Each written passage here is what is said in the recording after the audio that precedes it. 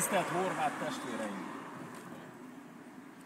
Poštovana hrvatska braćo, Mindenekelőtt szeretném megköszönni ezt a történelmi jelentőségű kiállást a magyar politikai foglyok mellett.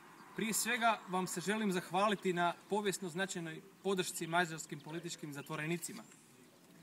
Amikor 2 nappal ezelőtt meghallottam ezt a hírt, azonnal úgy éreztem, hogy a legkevesebb, hogy ide kell jönnöm, és veletek együtt kell tiltakoznom az ellen a nemzetközi rendszer ellen, amely a bajtársaimat jelenleg is börtönben tartja, és amely ellen 2006-ban Budapesten fellázadtunk.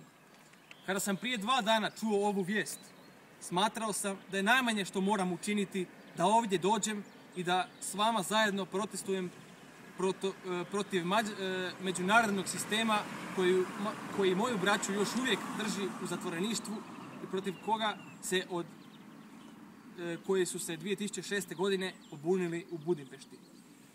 Bár az állami televíziót, amely ennek a sátáni rendszernek a jelképe, hiszen a média által uralják népeinket, el tudtuk foglalni, de győzni nem tudtunk, a túlerő levert minket.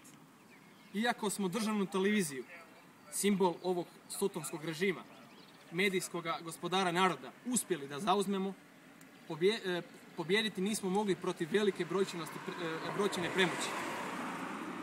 Mégis itt vagyunk, sőt ma már 17%-os megkerülhetetlen parlamenti erővé váltunk. Mindez jól mutatja, hogy van értelme a harcnak, a küzdelemnek.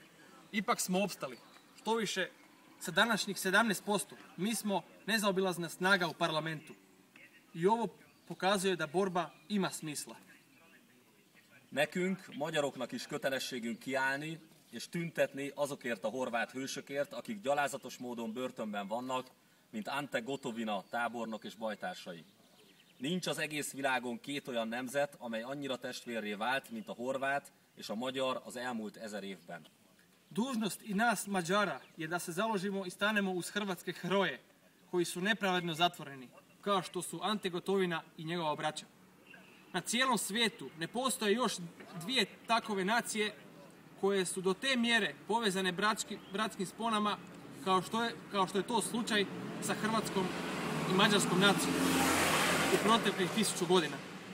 Az is egyedülálló, hogy nem hódítással kerültünk egy birodalomba, hanem a 2 nemzet önálló akarata által. Az 1000 éves szent korona, amelyet a világon egyedülállóan szentnek neveznek, és amely minden üldözés ellenére ma is a régi fényében ragyog, ugyanúgy a horvát népé, mint a magyaré.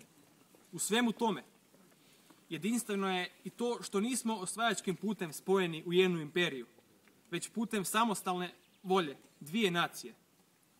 1000-godišnja sveta kruna, koja se na svijetu na jedinstven način naziva svetom i koja usprkos svim progonima blista starim sjajem, isto tako pripada hrvatskom kao i mađarskom narodu. Évszázadokon át kéz a kézben harcoltak a horvát és a magyar hősök az iszlám invázió ellen, mi együtt mentettük meg Európát.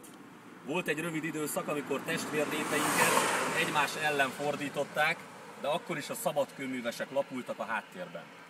Kroz stoljeća su se hrvatski i mađarski heroji zajedno borili protiv islamske invazije. Mi smo zajedno spasili Europu.